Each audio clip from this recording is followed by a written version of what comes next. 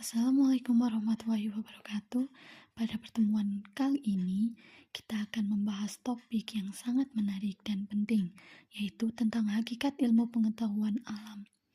Dalam kehidupan sehari-hari, IPA tidak hanya hadir sebagai kumpulan pengetahuan semata, tetapi juga merupakan proses, produk, sikap, dan teknologi yang membantu kita memahami dunia di sekitar kita. Sebelum kita memulai materinya, mari kita bahas sekilas tentang apa sih itu IPA. IPA atau ilmu pengetahuan alam berasal dari bahasa Inggris yaitu natural science, yang artinya ilmu tentang alam, atau ilmu yang mempelajari tentang peristiwa-peristiwa alam. Menurut Sulistiorini tahun 2007 menyatakan dalam proses pembelajaran IPA harus mengandung 3 dimensi, yaitu IPA sebagai produk, IPA sebagai proses, dan IPA sebagai pemupukan sikap. Selanjutnya, yang pertama kita akan membahas IPA sebagai proses. IPA sebagai proses merupakan metode untuk memperoleh pengetahuan atau merupakan proses untuk mendapatkan sains, yang lebih dikenal sebagai proses ilmiah.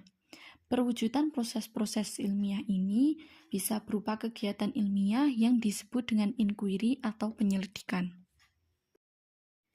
Nah, selanjutnya IPA sebagai proses dapat ditinjau dari tingkat kerumitan dalam penggunaannya.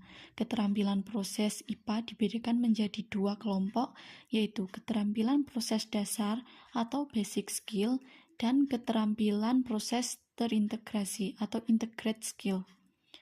Dalam keterampilan proses dasar atau basic skill, terdapat 9 keterampilan, yaitu yang pertama mengamati, yang kedua menggolongkan atau mengklasifikasikan, yang ketiga mengukur, yang keempat mengkomunikasikan, yang kelima menginterpretasi data, yang keenam memprediksi, yang ketujuh menggunakan alat, yang kedelapan melakukan percobaan, dan yang kesembilan adalah menyimpulkan.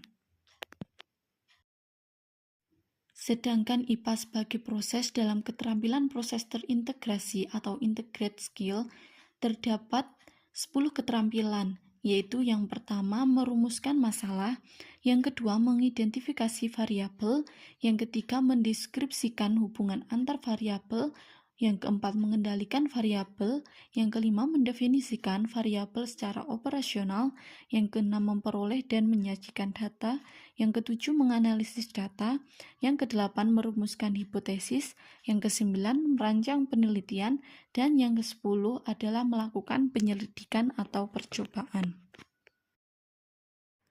Nah, selanjutnya yang kedua adalah IPA sebagai produk. IPA sebagai produk merupakan akumulasi hasil upaya para perintis sains terdahulu dan umumnya telah tersusun secara lengkap dan sistematis dalam buku teks. Menurut Putio tahun 1991 menyebutkan bentuk-bentuk produk IPA meliputi istilah, fakta, konsep, prinsip, dan prosedur. Nah, yang pertama adalah istilah. Produk IPA yang disebut istilah adalah sebutan dari simbol atau nama dari benda-benda dan gejala-gejala alam, orang, atau tempat. Contohnya yaitu malaria itu merupakan sebutan. Selain itu ada lambda yang merupakan simbol untuk panjang gelombang. Contoh lainnya yaitu angin puting beliung, yaitu gejala alam. Selanjutnya yang kedua adalah fakta. Fakta adalah pernyataan-pernyataan tentang benda-benda yang benar-benar ada atau peristiwa-peristiwa yang benar-benar terjadi dan sudah dikonfirmasi secara objektif. Contohnya yaitu fakta mengenai sifat, yaitu air jeruk rasanya asam. Yang ketiga adalah konsep. Konsep IPA adalah suatu ide yang mempersatukan fakta-fakta IPA. Contohnya, konsep merupakan istilah yang diberi makna khusus, yaitu gerhana adalah istilah, tetapi jika gerhana tersebut diberi makna khusus, menjadi sebuah konsep tentang gerhana. Makna khusus yang dimaksud adalah gerhana adalah peristiwa alam terhalangnya cahaya sampai ke bumi. Selanjutnya, yang keempat adalah prosedur. Prosedur diartikan sebagai langkah-langkah dari suatu rangkaian kejadian, suatu proses atau suatu kerja. Contoh prosedur yaitu prosedur kerja generator, pembangkit listrik, dan prosedur fotosintesis. Yang ketiga adalah IPA sebagai sikap ilmiah. Sikap ilmiah adalah sikap tertentu yang diambil dan dikembangkan oleh ilmuwan untuk mencapai hasil yang diharapkan. Sikap-sikap ilmiah meliputi yang pertama, objektif terhadap fakta.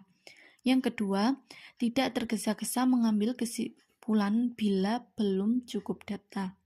Yang ketiga, berhati terbuka, yang artinya bersedia menerima pandangan atau gagasan dari orang lain.